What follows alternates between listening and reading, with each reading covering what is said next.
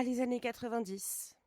Ouais, je sais, j'en parle vachement souvent en ce moment, mais sous différents angles. Ça doit être l'approche de mon anniversaire. J'ai un peu mal de fêter les 34 ans.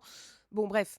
Une époque où la télévision nous a offert certaines des séries les plus emblématiques de tous les temps. Loin de la multiplication des plateformes de streaming et de la frénésie algorithmique que nous connaissons aujourd'hui, les années 90 se sont imposées comme un âge d'or cathodique, un moment clé où la petite lucarne rassemblait les familles et amis autour d'un même écran, sans la moindre suggestion personnalisée ni skip intro à portée de main. C'était un temps où le mercredi soir ou le dimanche après-midi avait un parfum sacré, où on attendait patiemment la suite des aventures de nos héros préférés. Les thématiques étaient variées et parfois révolutionnaires. Qu'il s'agisse de l'adolescente au super pouvoir qui réconciliait quotidien et lycée et combat contre les créatures de la nuit, et ceux des agents du FBI qui affrontaient l'inexplicable à l'ombre de complots gouvernementaux et d'étranges phénomènes, ou encore de ces extraterrestres qui venaient perturber notre vision du monde, plus qu'un simple divertissement, les séries des années 90 ont façonné une identité culturelle, forgé des références communes, Hello la trilogie du samedi pour les Français, et créé de véritables mythes. Le grain de l'image, la musique d'intro inoubliable, les looks imparfaits et l'absence d'effets spéciaux numériques ultra perfectionnés leur donnaient un charme brut, presque artisanal, qui, ironiquement, semble plus authentique et précieux que jamais dans notre époque aseptisée.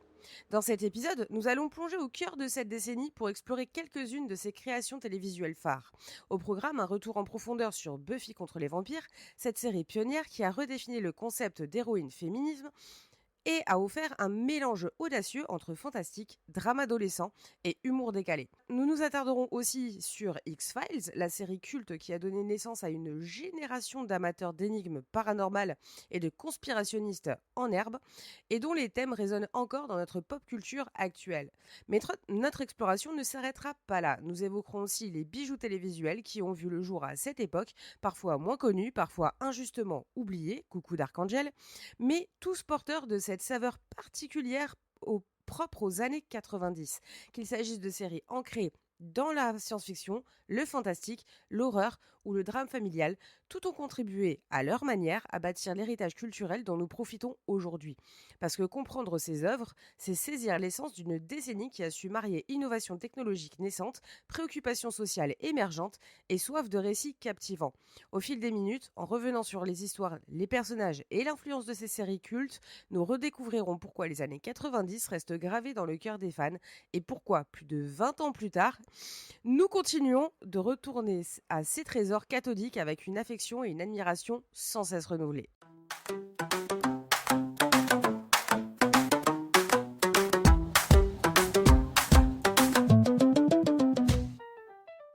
En 1997, une nouvelle série intitulée Buffy contre les vampires débarque sur les écrans américains sans qu'on devine l'impact culturel qu'elle allait avoir. Créée par Joss Whedon, alors davantage connue pour ses contributions discrètes à des scénarios de films, elle se distingue immédiatement par son concept audacieux. Une adolescente blonde, Buffy Summers, qui passe du rôle de victime typique à celui de tueuse intrépide. Armée d'un pieu et de répliques cinglantes, Buffy navigue dans un lycée où chaque couloir cache des métaphores de l'adolescence. Cette série, née dans un contexte télévisuel en mutation, répond à une demande croissante de personnages complexes et multidimensionnels. Selon des sources comme Los Angeles Times, 1997, et The Atlantic, 2017, Whedon cherchait à déconstruire les codes genrés de l'horreur, transformant la figure stéréotypée de la victime en une héroïne autonome et combative. Buffy Summers, interprétée par Sarah Michelle Gellar, ne se limite pas à son rôle de chasseuse de vampires. Lycéenne ordinaire, elle jongle entre devoirs scolaires et combats contre les créatures démoniaques, mêlant ainsi son quotidien banal et mythologie fantastique. Ce contraste unique, largement étudié par des universitaires comme Rhonda Wilcox et Elana Levin, Journal of a Popular Film and Television 2022, fait de Buffy une icône féministe. Elle incarne une adolescente vulnérable, confrontée aux défis sociaux du lycée, qui puise en elle-même la force de renverser les attentes patriarcales. Buffy ne se contente pas de repousser les vampires, elle défie aussi les limites imposées aux héroïnes féminines, ouvrant la voie à une nouvelle ère de représentation télévisuelle. Sur le plan narratif, la série mêle horreur, humour et drame psychologique. Les monstres, loin de n'être que des menaces physiques, symbolisent les peurs adolescentes, les pressions familiales ou encore les biais sexistes des sociétés. Les dialogues percutants offrent une légèreté bienvenue dans une époque où la télévision fantastique osait rarement l'autodérision. Les audiences en progression constante jusqu'à la fin en 2003 témoignent de l'adhésion massive du public. Même après son retrait de plateformes comme Netflix et son arrivée sur Amazon Prime, la série continue de séduire des nouvelles générations, confirmant la modernité de son propos. Au-delà de son succès immédiat, Buffy contre les vampires a redéfini les contours de la fiction télévisuelle à travers des épisodes explorant des thèmes sociaux profonds. Elle utilise le fantastique comme un prisme pour aborder l'adolescence et le passage à l'adulte. Rhonda Wilcox analyse comment l'adolescence de Buffy devient un terrain métaphorique pour critiquer le patriarcat et les normes sexistes. Cette approche, combinée à une héroïne qui réinvente les codes de la force et de la vulnérabilité, a durablement marqué l'histoire des séries. Des œuvres ultérieures comme Charmed ou Supernatural se sont inspirées de cette recette, intégrant des héroïnes puissantes et à intrigues fantastiques enrichies de symboles sociaux. Des showrunners contemporains, interrogés par Entertainment Weekly en 2019, reconnaissent l'influence majeure de Buffy qui a légitimé la place centrale des personnages féminins dans les récits complexes. Des séries récentes comme Wynonna Earp ou Legacies poursuivent cet héritage en prouvant qu'une héroïne forte peut rester universelle sans sacrifier la nuance ou la profondeur. Le phénomène Buffy dépasse les frontières du petit écran. Les conventions comme la Slayage Conference of the Whedonverse réunissent les fans universitaires autour d'ateliers et de débats. Selon Lisa Parks, dans Communication, Culture et Critique de 2011, Internet a joué un rôle clé dans l'essor de cette communauté dès les années 90, facilitant les échanges et les théories. Aujourd'hui, ces rencontres célèbrent non seulement la série, mais aussi son influence durable sur la pop culture. Les plateformes de streaming ont elles aussi renouvelé le public de Buffy. Le retour de la série sur Amazon Prime en 2021 a attiré de jeunes spectateurs intrigués par une œuvre qu'ils découvrent comme vintage, mais toujours percutante. Des articles du New York Times de 2022 notent que cette nouvelle audience, habituée à des productions plus standardisées, est séduite par le rythme, l'ironie et les symboles puissants de Buffy. Loin d'être un simple souvenir, Buffy continue d'inspirer. Son mélange de fantastique et de féminisme reste un modèle pour les générations de créateurs et de spectateurs. À travers ses fans, ses conventions et ses analyses universitaires, elle prouve que certaines œuvres transcendent le temps, conservant leur pertinence et leur impact bien après leur dernière diffusion.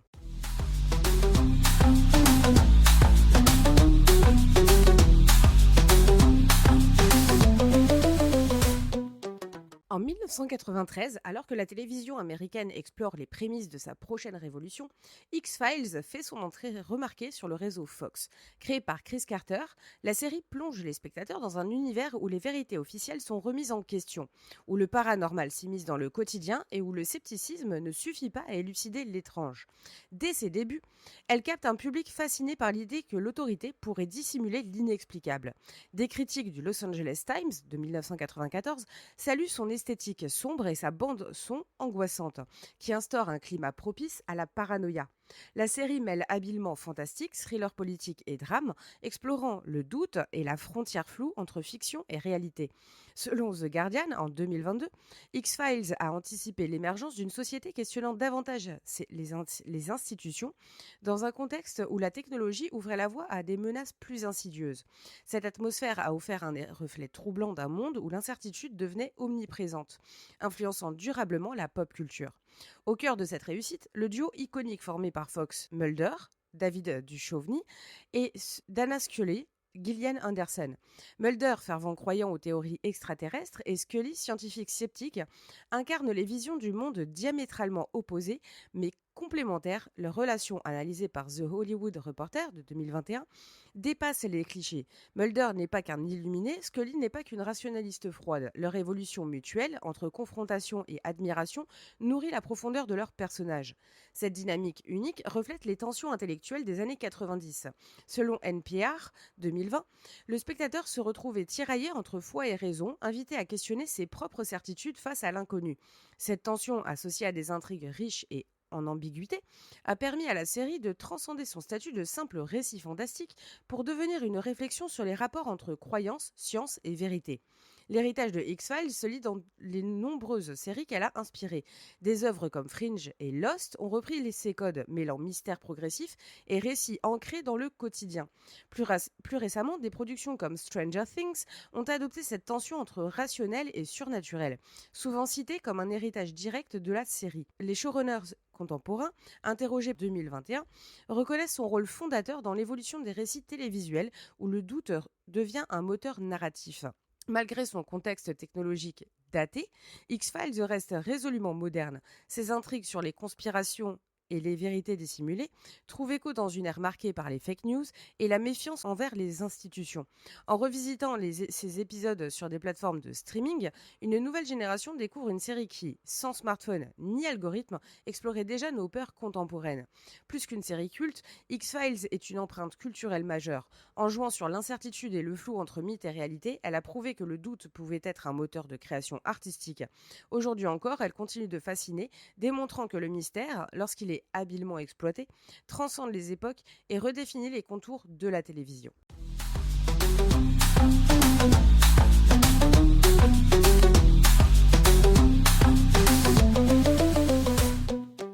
Les années 90 ont vu naître des séries qui ont transcendé leur époque, redéfinissant les codes télévisuels et marquant des générations de téléspectateurs. Parmi elles, Friends, de 1994 à 2004, reste l'exemple le plus éclatant d'une sitcom devenue un phénomène culturel mondial. Cette création de David Crane et Martha Kaufman, centrée sur 6 amis partageant rire-drame au Central Perk, a conservé une fraîcheur intemporelle. Même après des décennies, des analyses comme celle du New York Times en 2021, réalisées à l'occasion de la réunion spéciale sur HBO Max, rappelle combien ces personnages continuent de résonner auprès de nouvelles générations. Dans un registre plus introspectif, Dawson's Creek, de 1998 à 2003, a réinventé le teen drama en offrant une vision nuancée et littéraire de l'adolescence, arborant des sujets comme la sexualité, la peur de l'avenir ou les dilemmes moraux. Cette série séduit un public avide d'authenticité. Des critiques du Hollywood Reporter de 2020 soulignent que ces dialogues introspectifs et ces personnages complexes ont permis à une génération de jeunes de se sentir écoutées et comprises, établissant un nouveau standard pour les fictions centrées sur la jeunesse. Avant cela, Beverly Hills 90-210 de 1990 à 2000 avait déjà ouvert la voie en s'attaquant à des thématiques délicates comme les drogues, les troubles alimentaires ou l'identité sexuelle. Cette production d'Aaron Spelling, souvent revisitée dans des analyses académiques, Journal of Popular Culture de 2004 par exemple, a posé les bases d'une série pour adolescents modernes en mélangeant le fast californien à une exploration sans détour des réalités sociales. Du côté de la science-fiction, Stargate SG-1 de 1997 à 2007 a bâti un univers captivant mêlant mythologie et spéculation scientifique. Prolongement d'un film culte de Roland Emmerich de 1994, elle a su attirer une communauté passionnée qui continue de revisiter la série grâce aux plateformes de streaming et aux conventions dédiées.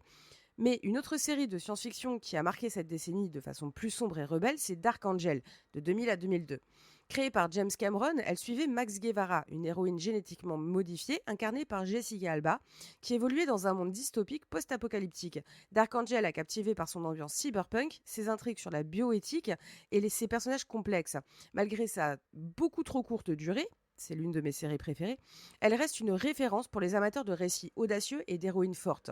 Dans le fantastique, Charmed, de 1998 à 2006, a exploré les liens familiaux à travers la magie et les aventures des sœurs Halliwell. Cette série, souvent citée dans The Guardian, notamment en 2019, lors du reboot, a su marier drame personnel et surnaturel avec un ton accessible et engageant, devenant un pilier du genre. L'impact de ces séries va bien au-delà de leur époque. Elles ont façonné des approches narratives toujours actuelles, qu'il s'agisse de mélanger des arcs narratifs et des épisodes indépendants, de donner de la profondeur psychologique aux personnages ou de traiter de sujets sociétaux complexes. Les showrunners interrogés par Variety en 2022 confirment que les fictions modernes continuent de puiser dans cet héritage, que ce soit en explorant des relations humaines imparfaites, en fusionnant l'extraordinaire et le quotidien, ou en expérimentant de nouveaux formats. Les années 90 ont marqué un tournant fondamental dans la télévision, posant les bases de récits audacieux et émotionnellement riches. Des œuvres comme Dark Angel, Friends, Stargate SG-1 ou Dawson's Creek ne sont pas de simples reliques, mais des jalons qui éclairaient encore le paysage audiovisuel aujourd'hui. Revisiter cette décennie, c'est constater que la télévision, loin d'être figée, continue de se réinventer en dialoguant avec son propre passé.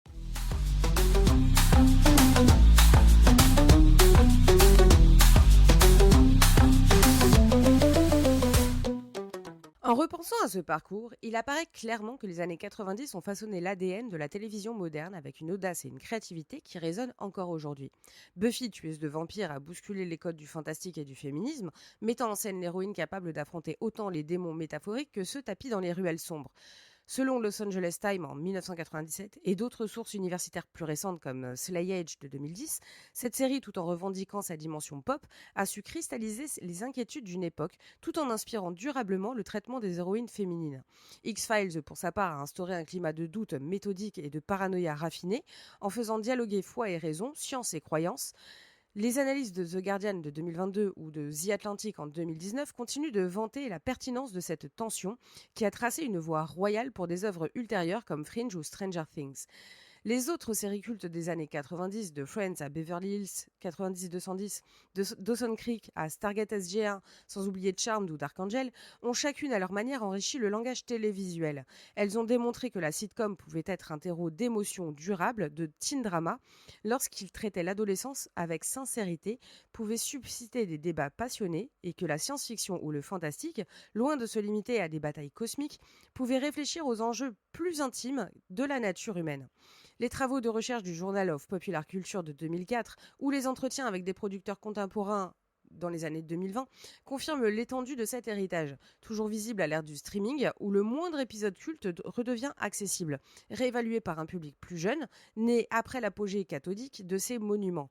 Ainsi, plutôt que de n'être que des souvenirs figés dans le passé, ces séries d'il y a plus de 20 ans demeurent des points de repère, des briques fondamentales qui continuent de soutenir l'édifice actuel, nourrissant la télévision moderne d'une énergie narrative et d'une audace thématique et d'une finesse émotionnelle que ni le temps ni les nouvelles technologies n'ont su émousser. Maintenant, j'aimerais vraiment avoir votre avis. Quelle série des années 90 vous a le plus marqué et pour quelles raisons? Pensez-vous que leur écho se perçoivent encore dans les productions contemporaines? Votre ressenti m'intéresse car si la critique et les études universitaires soulignent l'influence de ces œuvres, rien ne vaut la perception personnelle de celles et ceux qui les ont découverts à l'époque ou lors d'un visionnage récent. Peut-être avez-vous ri au gag de Friends, tout en vous demandant si les relations amicales d'aujourd'hui ne s'inspirent pas de ce modèle. Ou bien avez-vous été entraîné dans l'univers de Dawson's Creek, reconnaissant dans la sincérité des personnages une anticipation de nos discussions actuelles sur l'adolescence. Ou encore avez-vous exploré les galaxies de Stargate SG1 en y voyant un embranchement précoce vers les grandes franchises de science-fiction d'aujourd'hui. Venez partager ces souvenirs, confrontations, réévaluations sur mes réseaux sociaux comme Twitter, Instagram ou même YouTube. Discutons-en, échangeons, revivons l'intensité de ces émotions, qu'il s'agisse de nostalgie pure et dure, de l'émerveillement scientifique ou du frisson fantastique. Car ces séries ont beau appartenir à un autre siècle, elles continuent de dialoguer avec notre présent et ce dialogue mérite plus que jamais d'être entendu, enrichi et débattu. À vous de jouer, car votre voix est essentielle pour maintenir vivante la flamme de ces souvenirs télévisuels. Avant de nous quitter, je vous invite à prolonger ce voyage. Si vous avez apprécié cet épisode, pensez à vous abonner au podcast ou sur votre plateforme d'écoute préférée, à y laisser un commentaire pour alimenter la discussion et à me suivre sur les réseaux sociaux. N'hésitez pas aussi à visiter mon site internet capcroissantmedia.com que je viens juste de refaire, repère numérique où vous trouverez les articles liés aux épisodes, des contenus inédits de la boutique Cappuccino et Croissant. Enfin, pour ceux qui souhaitent aller plus loin, mon nouveau livre, L'art du mépris intellectuel, est disponible sur Amazon et Amazon Kindle. Il s'agit d'un essai mordant, appuyé sur des sources fiables et récentes, décryptant les mécanismes de l'arrogance culturelle contemporaine. C'est à prendre au second degré, voire au millième degré. Cet ouvrage, comme mon podcast, cherche à donner les clés de compréhension dans un monde où l'information circule à une vitesse ahurissante et où les œuvres du passé méritent un regard informé, critique, mais jamais cynique. Sur ce, je vous remercie d'avoir fait ce voyage temporel avec moi. Je vous donne rendez-vous très bientôt pour de nouvelles aventures dans l'univers sans cesse renouvelé de la pop culture. Allez, salut!